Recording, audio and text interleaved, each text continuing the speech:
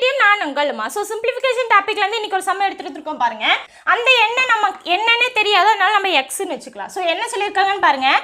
ஒரு எண்ணின் 5 மடங்கு, 5 மடங்குன்னா என்ன பண்ணணும், 5ஆல் பெருக்கணும். அப்போ அந்த எண் எக்ஸு. So 5x.